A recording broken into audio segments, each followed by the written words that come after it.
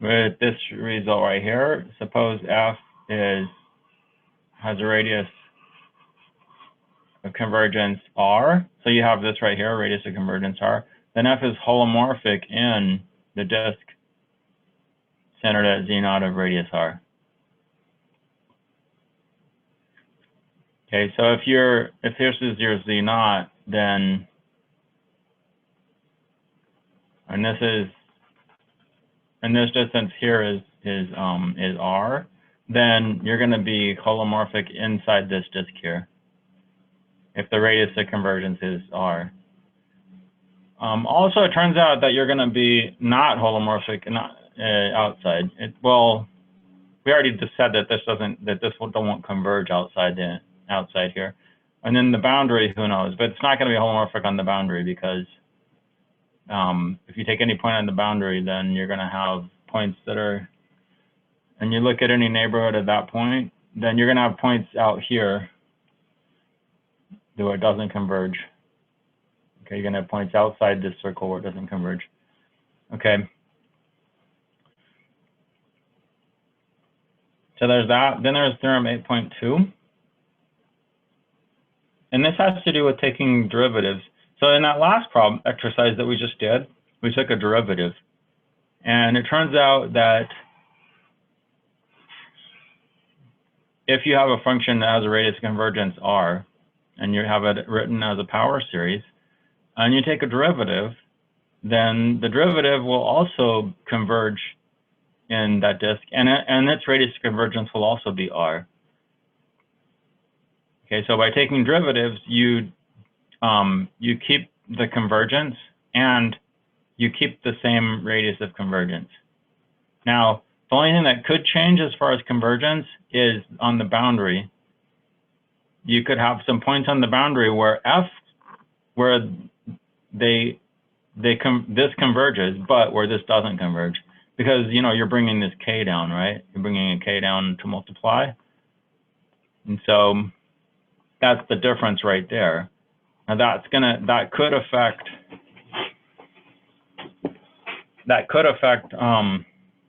convergence on the boundary of this circle, or the boundary of this disk, but it's not going to affect convergence inside, because the convergence inside is more along the lines of the geometric series. So, and we just went over an example of that. So I wasn't going to do another example, but we just did one, so of taking derivatives. So I'll skip that for now. The next major, and then likewise, you can take integrals in this also. You can take integrals in there, and it's going to have the same radius of convergence too.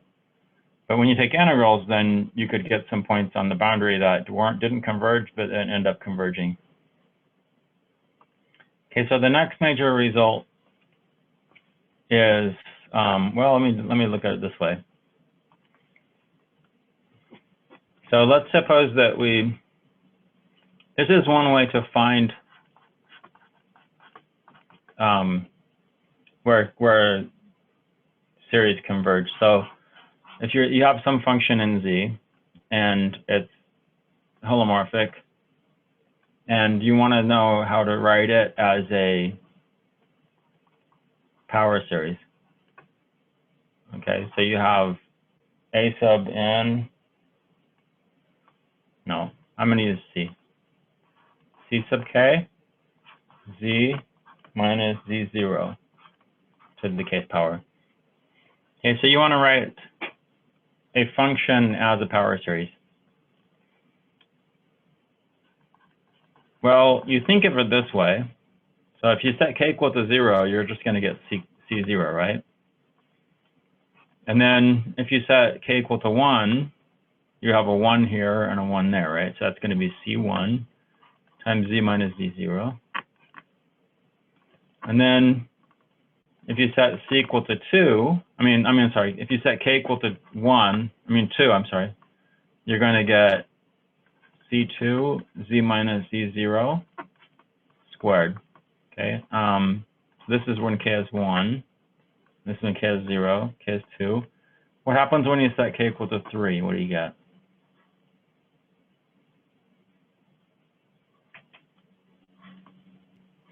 3. Yeah, C3, and then this right here. 2 to the 3. Yeah, that's raised to the third power, okay? And then it just keeps going forever. So this is how you think about it. Now, let's suppose that you're solving an equation. Let's suppose you just have this equation here, and we don't know anything about convergence or whatever.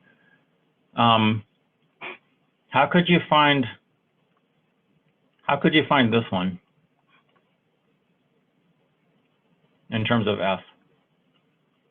What can you do to this equation? I mean, this has to be true for all values of z. So no matter what value of z you plug in, this should be true.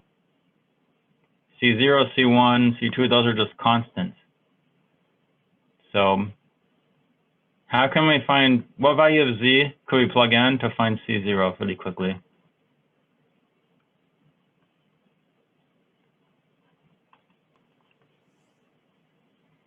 C0. Yeah. So if you set z equal to z0 over here, this becomes that, and here you have C0, and then this becomes 0, right? And then that's also 0, and then that's also 0. So that means that C0 is f of z0. So there you have C0, right? Now let's suppose that you want to find this one, okay?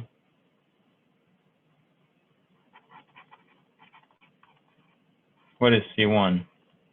Okay, so what can you do with this?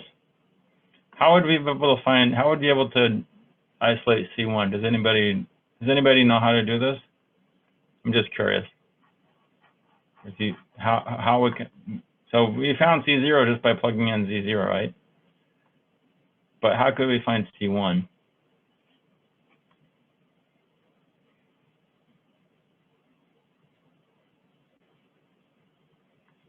From this equation? Does anybody know? I'll give you a few seconds, but if nobody knows, that's fine. That's usually what happens.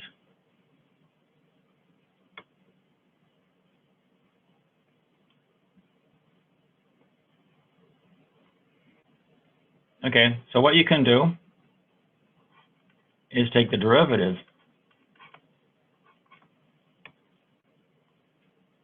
So it's a term-by-term thing. The derivative of that is 0. What's the derivative of this?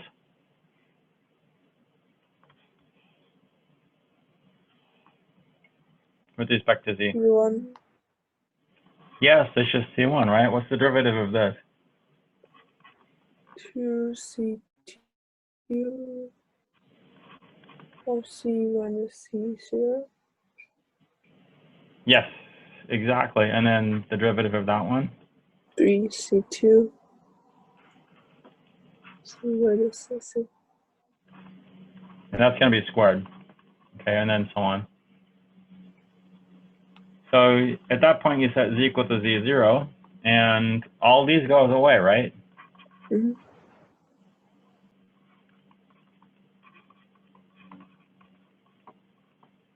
Okay, so that means that C1 is f prime of z0.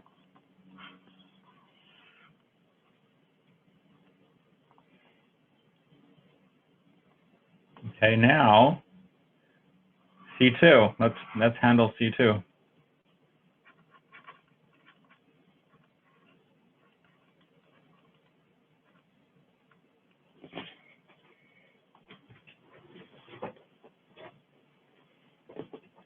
So here's C2. Here's another equation with C2. So what do you feel like doing with this?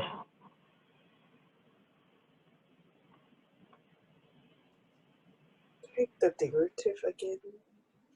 Yeah, so take another derivative. That means over here on the left, we're going to have the second derivative. That goes away. And this is just going to be 2C2. And this is going to be 3 times 2C3. And then you're going to have more terms.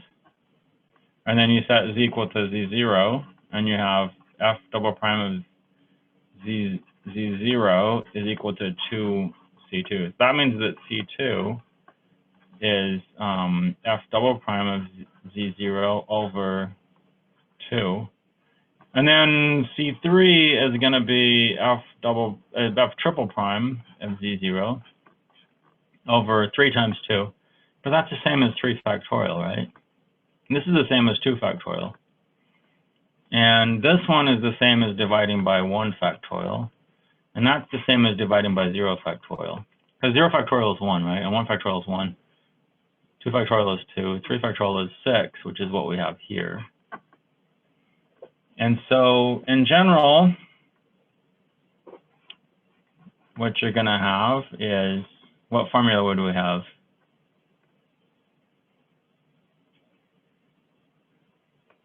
So this is 3, that's 3 derivatives. This is 1, that's 1 derivative. 2 is 2 derivatives. So, F n. yeah, it'll be kth derivative, right? Divided by K factorial. Yeah, we divide by k factorial. Okay, so that's an important formula right there, and that's something you can use to find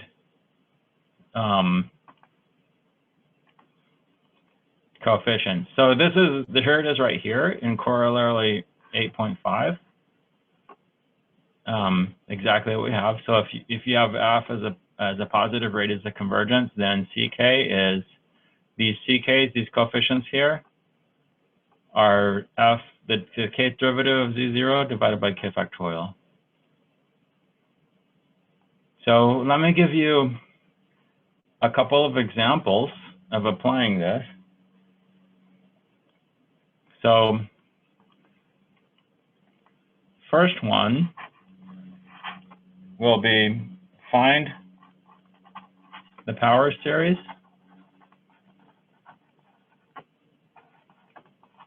of the, okay, we'll go the exponential function, but about z0 equals pi I. Okay, so instead of going about 0, we're going to go about pi I. So in other words, what we're supposed to do is find, so your ck, it's going to be z minus pi I, like that.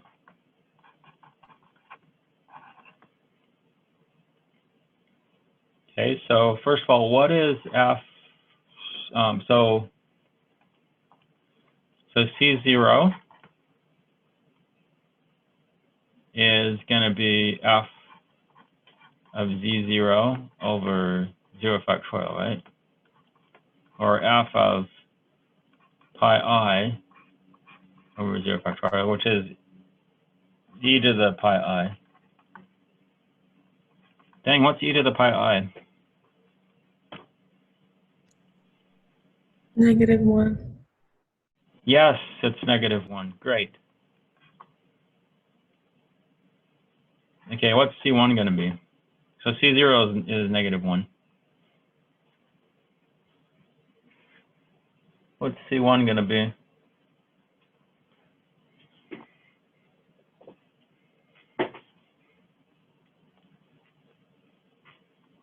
Well, the formula says it's the first derivative, right? Over 1 factorial.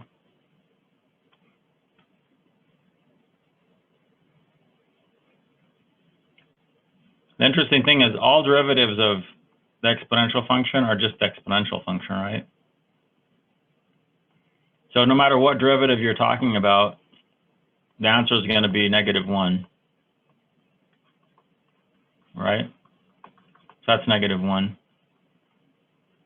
What's C2 going to be?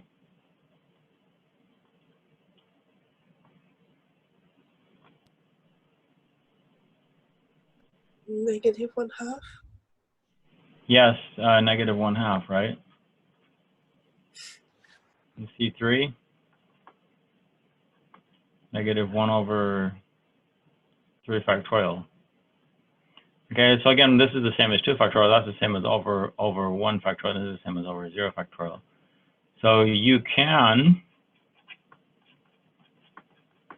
write it like, you can generalize this, and it's actually, so the ck is here, so it's actually z minus pi I to the kth power, that's negative, over k factorial. Okay, so that is the extension for the exponential function. Maybe I should put some brackets here, because that negative is kind of awkward there, because every term has a negative applied to it, so that's weird.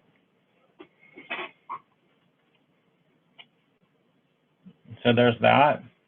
Now, on the homework, when you're doing problems in the homework and also on the exams, then you don't necessarily have to figure out the pattern. So here we figured out the pattern, right? We figured out that it is basically figured out that ck is -1 over k factorial. Okay, so you don't necessarily have to figure that out, and then we wrote it like that. What you can also do is write it out term by term. So,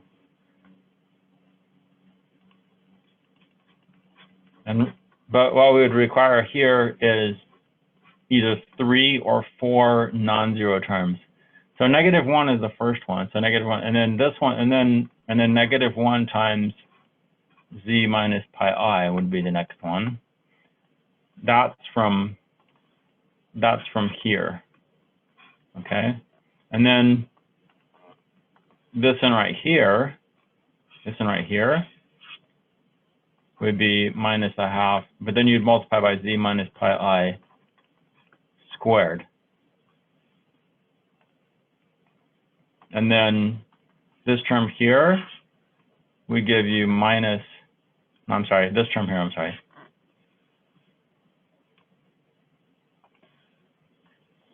Okay, this term right here, we give you -1 over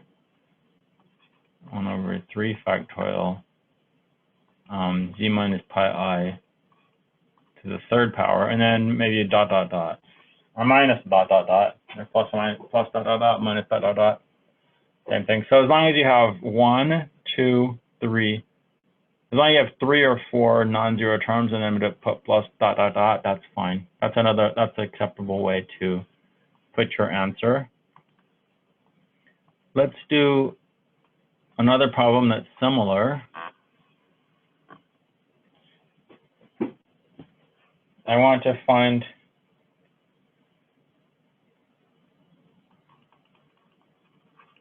the power series of,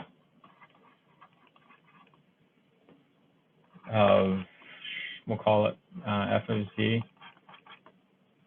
z minus 2 to the 3/2 about z not equals 0. So most of the power series that we're going to have you calculate are going to be about 0. So that's that's by far the easiest one, because you don't have to worry about minusing something. It's just z and then z squared and then z cubed and so on. So it's powers of, also this is also called AKA powers of z. So when you're expanding about z not equals 0. This is also called, so these are all power series. These ones in general, it's called a Taylor series. And then if you're expanding about 0, it's a Maclaurin series. Okay. Another way that you can set this up, so here we set it up like this, right? C0, C1, C2, and so on. But another way you can set this up is you can make a table like this. So you have n, and then you have the nth derivative, or the kth derivative, probably k, because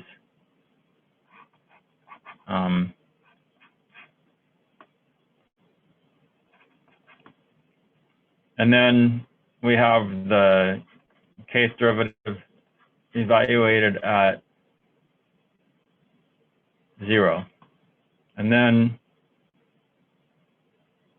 we have maybe another column for the kth derivative evaluated at 0 over k factorial, just to kind of see what those are. Okay, so 0, 1, 2, 3. So 0 will correspond to C0. This will correspond to C1, not be C2, and not C3. Okay, so the first one is just going to be Z minus 2 to the 3 halves.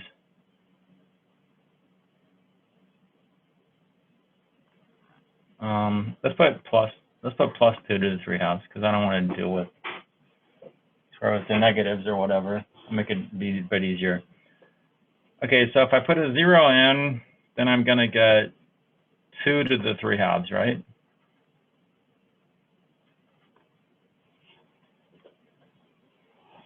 And then I'm divided by 0 factorial, it's still going to be 2 to the 3 halves. Okay, so great. Now the next line, I actually have to take a derivative. What's the derivative of this?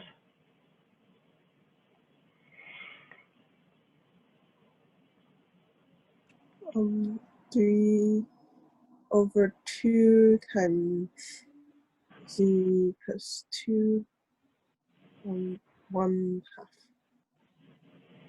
1 half, yes, good. And then if I put a 0 in, that just becomes 3,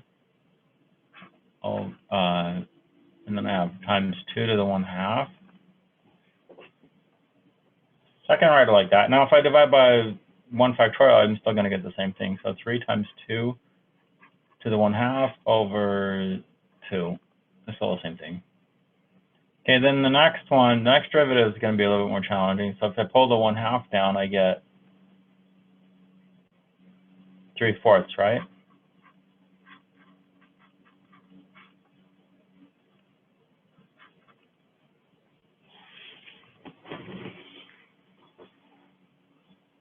Okay, so I get that. And if I plug a 0 in, I have 3 over 4 times 2 to the 1 half. So this is minus, is going to be a positive to the 1 half in the denominator. Then if I divide by 2, I have 3 over 8 times 4 times 2 to the 1 half. Okay, so that's dividing by the 2 factorial here. Dividing by the 2 factorial.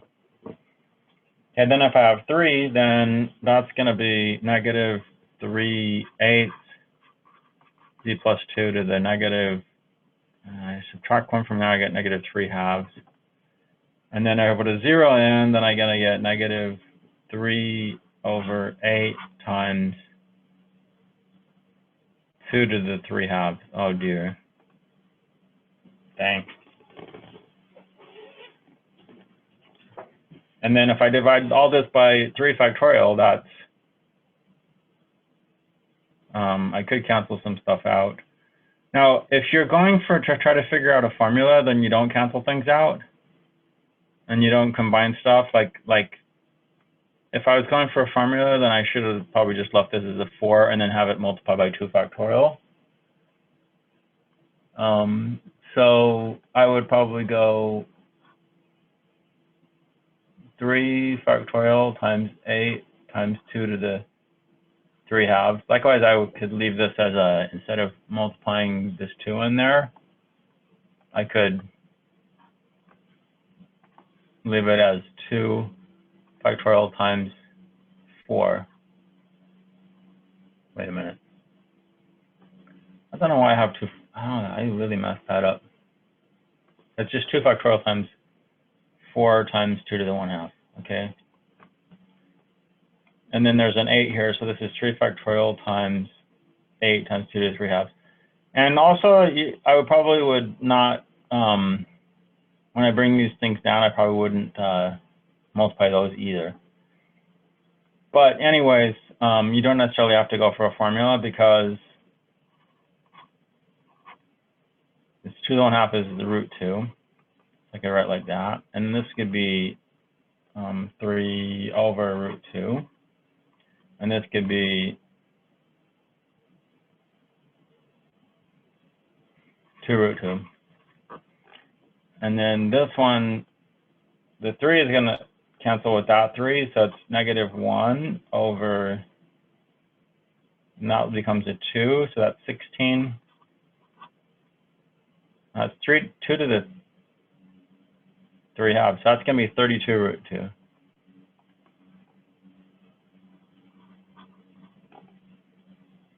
Okay, so this is 4 non-zero terms. They're all non-zero. So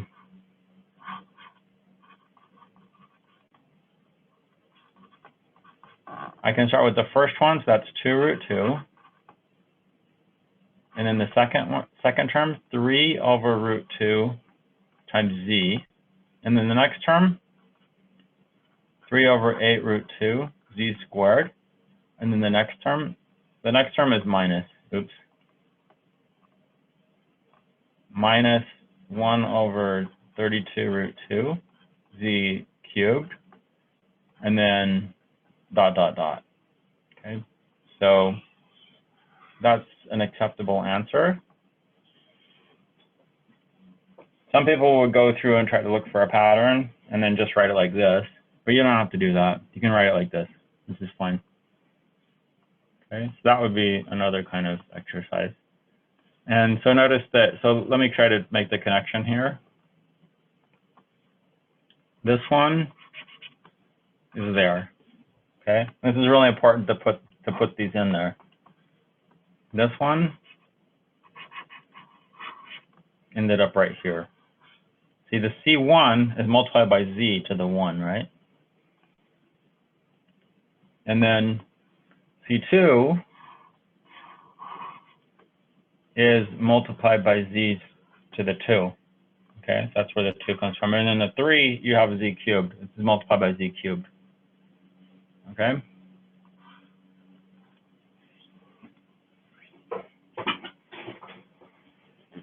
Now, sometimes it's disappointing. Over here, you'll get zeros. So if, let's say that's a 0 and that's a 0, well, then I only have 2 non-zero terms. I only have this one and this one. So I'll need to keep on going until I get another non-zero term. So I have at least 3 non-zero terms. Then I can write those 3 non-zero terms down, multiplying by these z powers, or multiplying by this z minus pi I, or z minus z naught, to the kth power. Okay, so that part needs to be there, not just these numbers here, but you need to write it like that as a power series, or as kind of the start of a power series.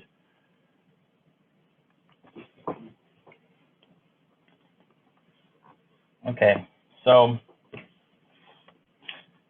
yeah, so that's the formula that you can use to find the terms in your power series.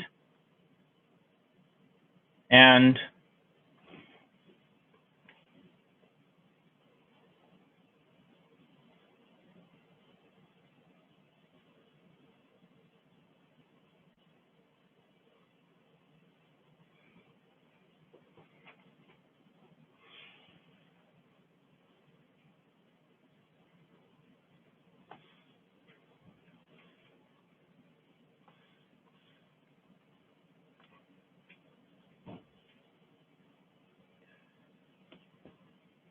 here's another formula for the power series, but this goes back to, but this is not really in a very efficient way to do it.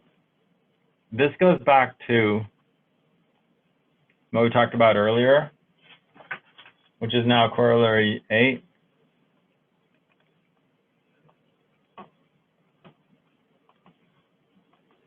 Corollary 8:11.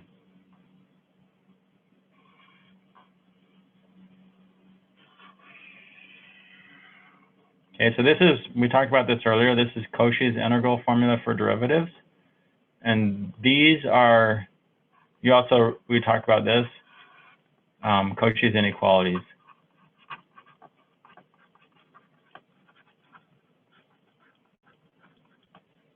So they refer to it here as Cauchy's estimate, but it's Cauchy's, but what I'm used to is it's called Cauchy's inequalities. And then these right here is Cauchy's integral formulas.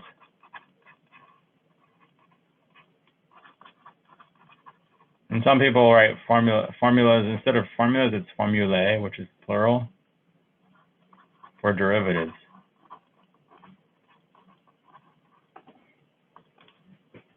Cauchy's integral formulas for derivatives, right here. And so we've already gone over that. The next thing that I want to talk a little bit about is this idea right here, holomorphic and analytic. And I think I might have mentioned it before, but you guys already know what holomorphic means. That means it is differentiable in a neighborhood of a point, right?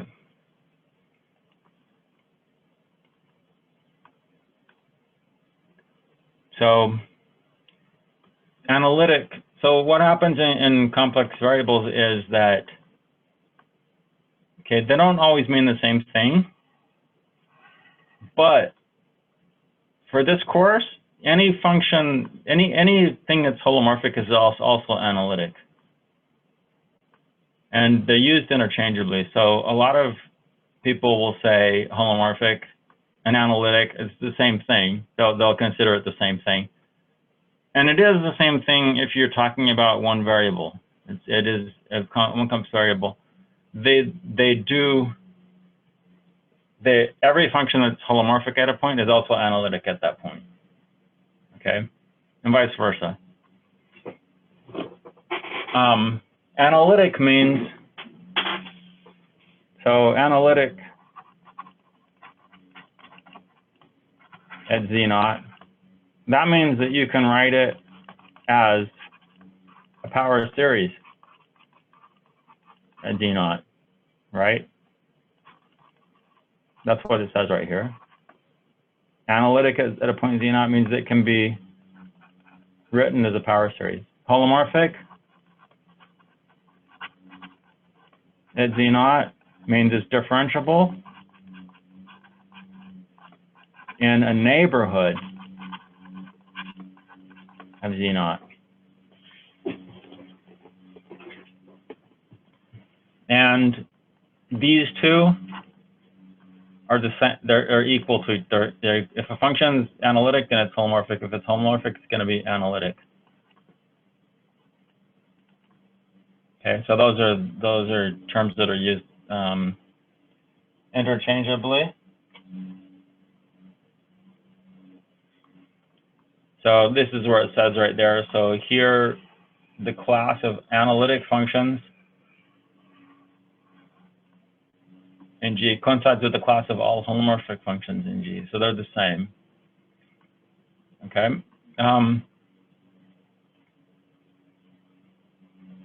I want to talk a little bit about, before we move on with more of this stuff, I want to talk a little bit about what I called ways to find R, or radius of convergence.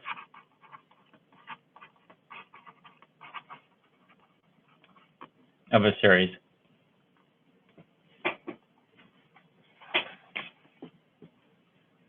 And to be more specific, it would be a series like this.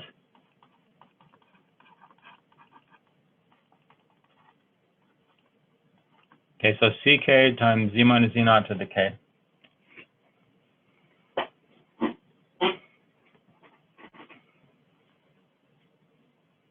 Okay, so the first way, or one way that you're already familiar with, is you could use the root test or the ratio test. Okay, so R is, the root test would be like this. So the kth root of the modulus of ck, and a 1 over that, okay? And then that's the root test, and the ratio test would be like this.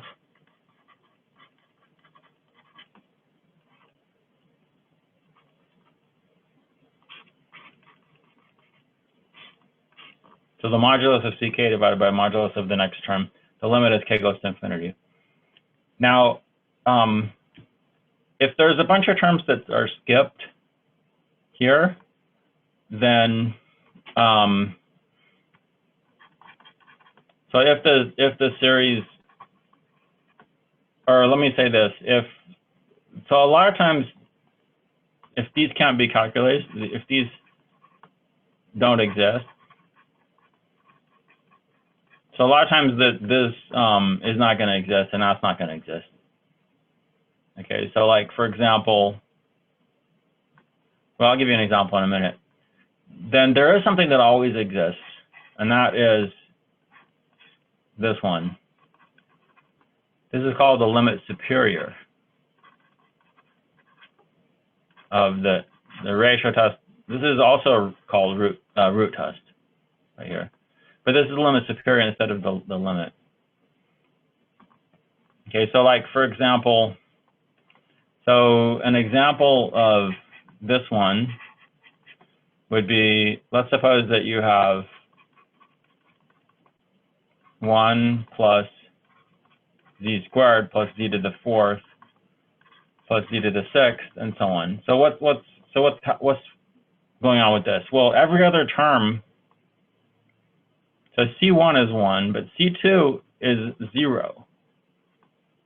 And then C3 is, no, I'm sorry, C1 is 1. Oh no, C0 is 0. I'm sorry. Okay, so C0 is 1, right? Because that's C0 is 1, but C1 is 0. And C2 is 1, because that's this one. But C3 is 0. And then C4 is 1, because that's this term here. But C5 is 0. There's no z to the 5th term, so C5 is 0. And C6 is 1, and so on. So every other term is 0.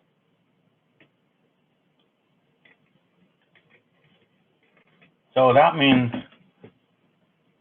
when you go to calculate these limits, if every other term is 0, then it doesn't exist, right? This limit,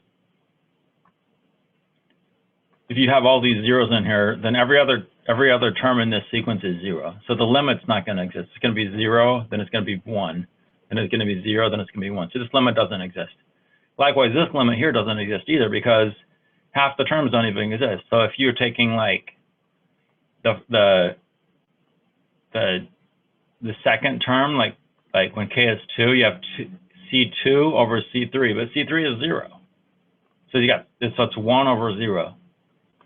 So that doesn't exist. But this one does, because what this is you know, these terms are alternating between 0 and 1, 0, 1, 0, 0, 1. But as you go to infinity, it's always 0 to 1, 0, 1, 0, 1, 0, 1, 0, 1. But this means you take the largest. So that means that you would take the ones. So you have zeros and ones. This means you take the ones. So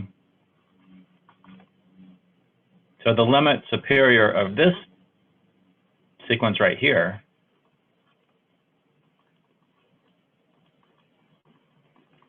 is 1. So that means the radius of convergence would be 1 for this series. Okay, so that's one way. You use these formulas, okay?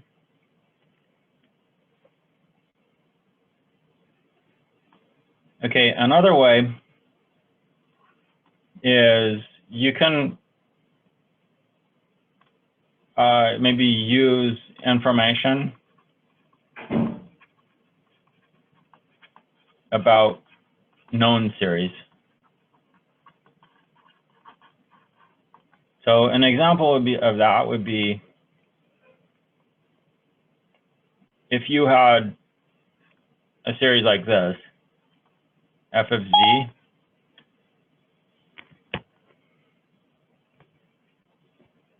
and that's quantity raised to the kth power, then this is sort of like a geometric series. Okay, so like So this could be like, it could be something that's not even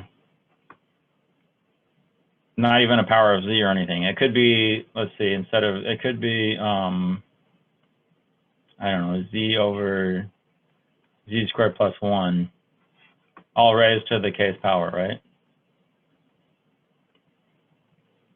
Well, you know, this converges if the modulus of f of z is less than 1. Okay. Actually, this is not a power series. So it's not going to have a radius of convergence and be converging inside and diverging outside. So this could look very weird. Okay, so an example would be this one right here. So what you'd have to do is you'd have to take this right here.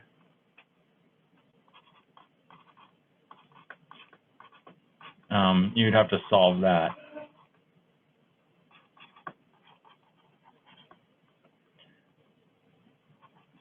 To find where it converges. Okay, and then, yeah, so you'd have to solve this to find where this series converges. Okay, and, oh, we don't have enough space. Okay, there's one other option, which I'll do right here.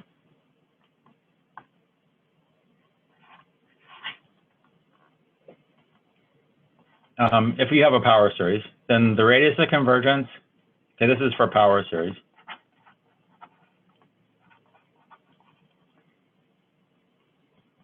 Okay, it'll be the distance to the closest point where it's not holomorphic.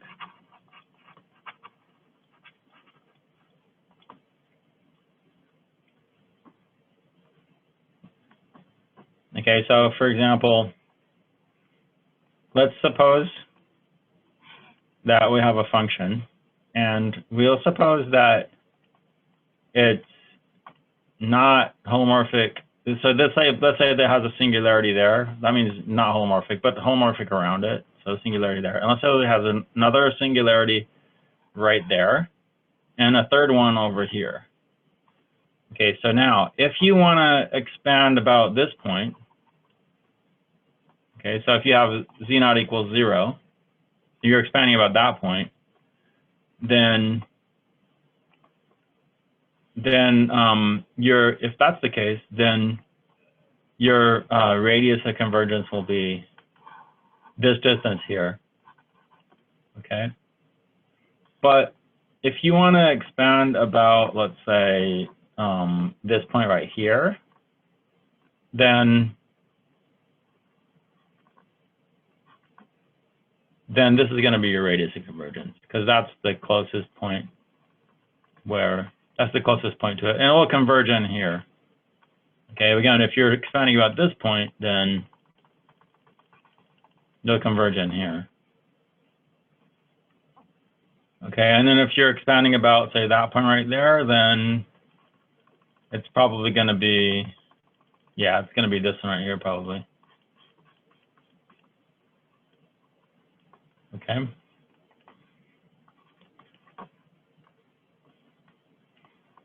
So just your distance to the closest point where it's not holomorphic.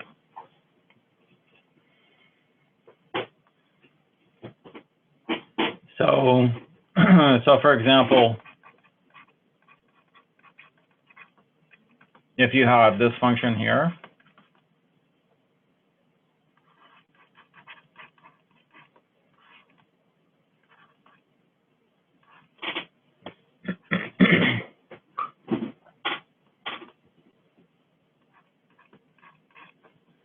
and let's suppose that you want to write it as a power series, like this.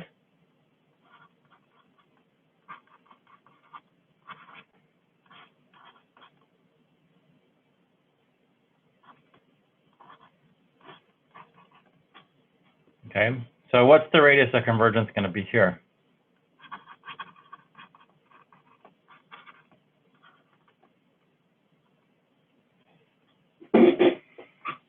Well, we can draw a picture of what's going on. Okay, what point are we expanding about? What's our Z naught in this case? Is it 2? Yes, exactly. So Z naught equals 2, and that's right. That's over here. Okay, we'll say that's right there. Okay, and then for this function, at what point is it not? At what point is it not holomorphic? This function here. So the exponential function over Z times Z plus 1. -1 and 0. Yeah, so -1 and 0 are where it's not holomorphic. So those 2 points. So what's the radius of convergence going to be?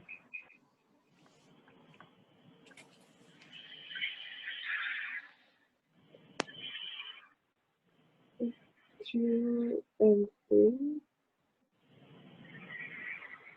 So it's the closest point where it's not convergent is here, right? So that means the radius of convergence is going to be 2.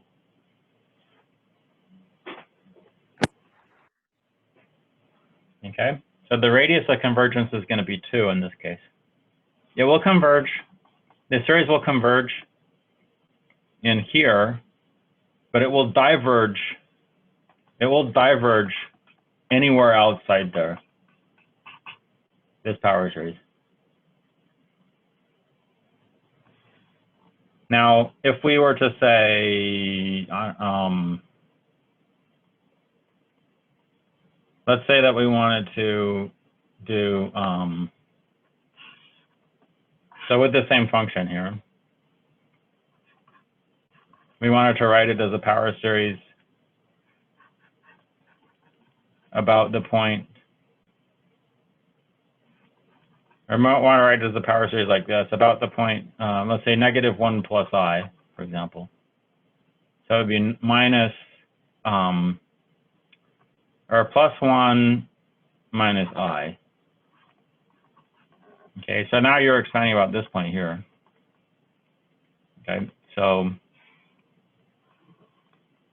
here we have the 2 bad points, -1 and 0, and we're expanding it about this point here. Okay, so that's -1 plus I. What's the radius of convergence going to be here?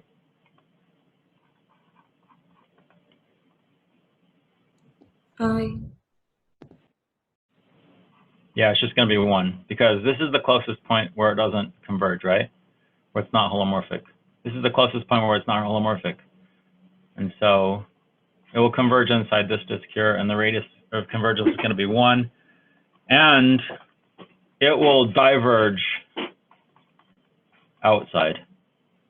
Okay, so you can have different power series expanding about different points and have different radius of convergence with the same function.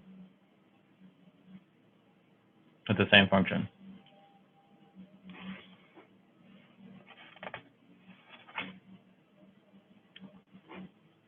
Okay, I want to go back to here. Section 8.2. We talk about zeros of zeros. A zero is defined this way. So if you have a function, a holomorphic function, then it has a 0 of multiplicity m if it can be written like this. And g of z does not have a 0 at a. So g of a is not 0. Okay, that's the important part here. So you can factor as, basically you're factoring out as z minus a to the m. Well, sort of factoring out as z minus a to the m. If you have a holomorphic function and you have a 0, then there's only 2 possibilities. Either you're going to be 0 everywhere, or there's going to be a positive integer where this is going to happen. Where again, here, G of A is not 0. Okay, and the M is called the multiplicity. M is the multiplicity of the 0 at A. Okay, so let me give you some examples of this one.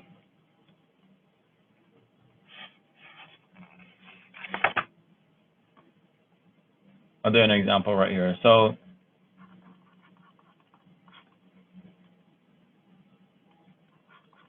f of z equals z minus 2 cubed times sine z. Okay, so now you can tell give me 1, 0 of this function.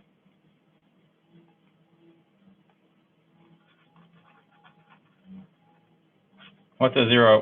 What values will make this 0? 0. Okay, 0 will do it. Okay. What else? 2. Okay, 2 will do it. Okay, so 2 is probably the easiest one at this point to deal with for you guys. What's the multiplicity of 2? Of this 0?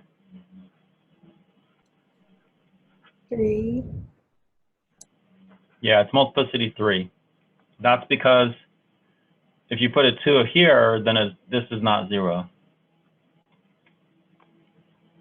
Okay, now this 0, and then there's also any multiple of pi. Okay, which could it be included in this? So any multiple of pi, so like even negative multiples of pi are going to be zeros, because when you put that in there, it's going to be 0. Turns out these ones are multiplicity 1. And this is a multiplicity 1. So 0 is a 0 of multiplicity 1. Okay, so you might be thinking, well, Brother Harris, how is that? How do we know that's multiplicity 1? Okay, so here's how you look at it. Okay.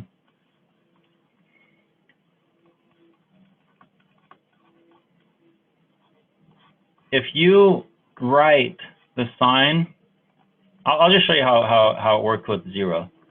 If you write the sign as a power series, you get this.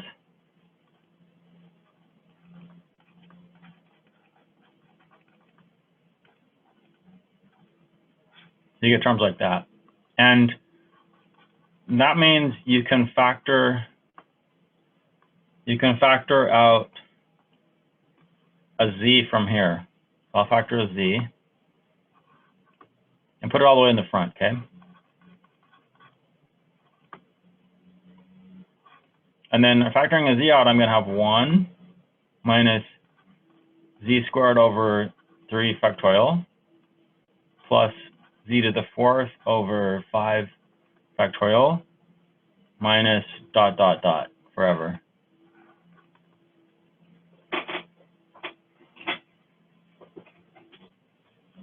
Okay, now, if you look at the definition of zeros and the multiplicity, you can see that this part is your z to the m, or z minus 0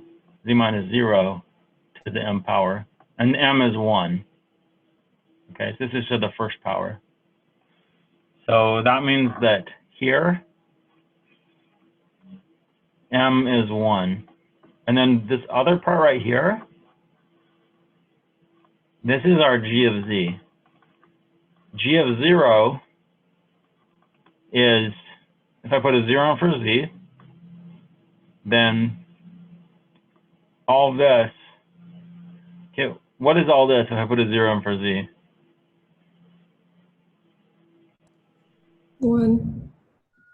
Yeah, that's all 1. And then if I put a 0 in here, I get negative 2 cubed, which is negative, so I get negative 8. And the important thing is that that's not 0.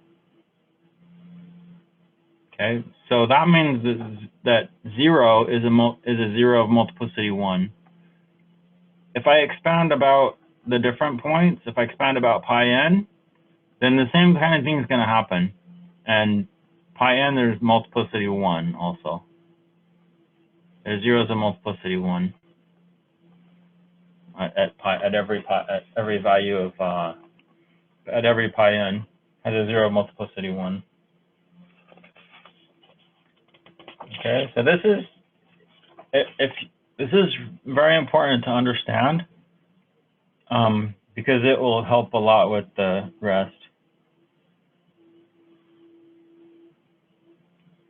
Okay, so this classification of zeros is very important to be able to identify what the, if it is holomorphic and has a 0, then there should be either a multiplicity of it, or it could be identically 0 everywhere. Okay, those are the only two possibilities. And then along with this first possibility, there's something we call the identity theorem.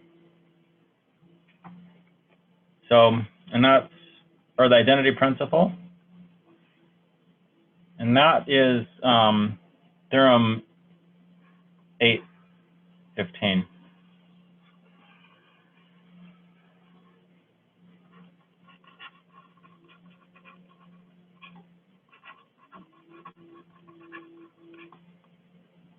Okay, so suppose G is a region, F is holomorphic, Fn.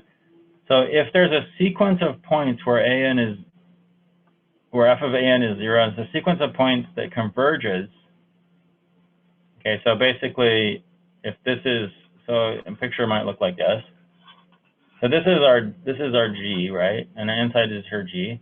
And then you have points, maybe that's A0, maybe A1 is right here. Maybe A2 is right there. And then these points converge to something. They converge to something here. And also f of A sub n is 0. Okay, so if you get, if all these points are, so basically all these points are zeros. If they're all 0 points, then f has to be the 0 function. That's the only way that can happen. The only way you can have infinitely many zeros in here is, and then they converge into some value is if f is identically 0 everywhere.